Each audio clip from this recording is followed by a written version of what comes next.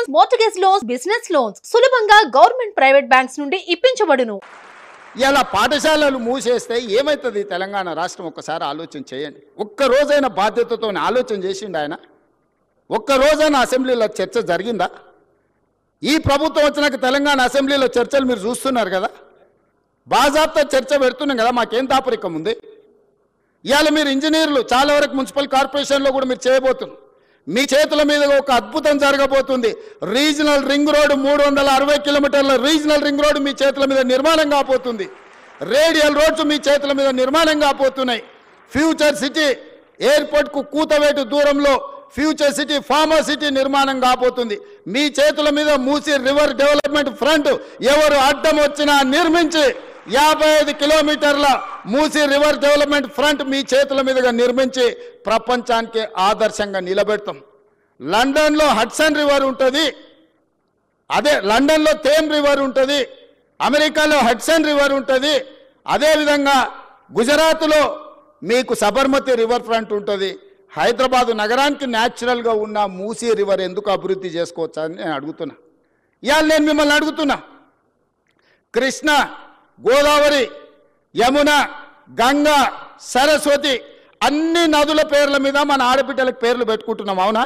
మన ఇంట్లో ఆడబిడ్డ పుడితే కృష్ణానో, కావేరో, గోదావరో, సరస్వతో, గంగానో అని నదుల పేర్లు మన బిడ్డలకు పెట్టుకుంటున్నాం. ఏ తండ్రి అయినా ఆయన బిడ్డకు మూసి అనే పేరు పెట్టుకున్నాడా?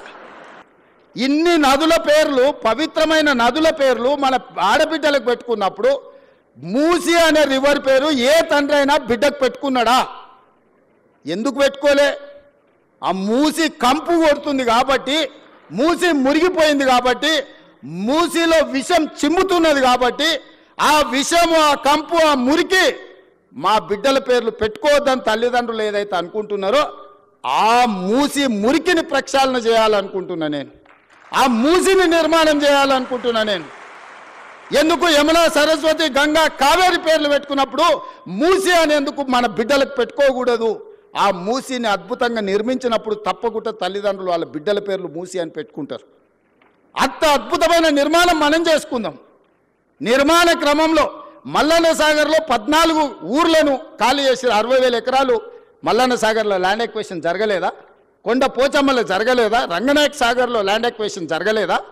నాగార్జున సాగర్ నిర్మించినప్పుడు ల్యాండ్ ఎక్వేషన్ జరగలేదా?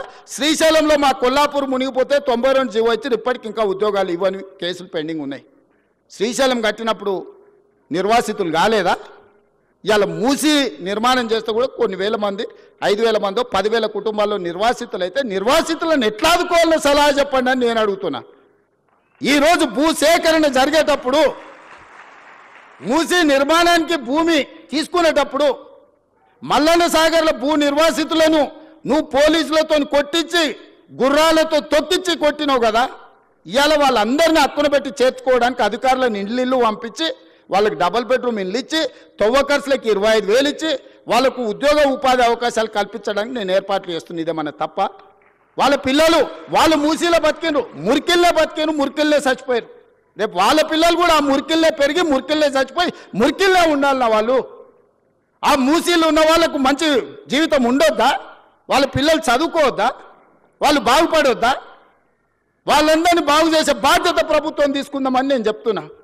మూసీలో మొత్తం 10,000 కుటుంబాలు ఉన్నాయి. 6 నెలల నుంచి ఎన్యూమరేట్ చేయించిన 33 టీంలను పెట్టి ఇల్లు పోయి ప్రతి వాళ్ళ వివరాలు సేకరించి, ప్రతి వాళ్ళ ఆధార్ కార్డు తీసుకొని, ప్రతి కుటుంబం యొక్క వివరాలు 33 టీంలు 6 నెలల నుంచి ఇల్లు పోయి తిరిగి తీసుకొచ్చినాం.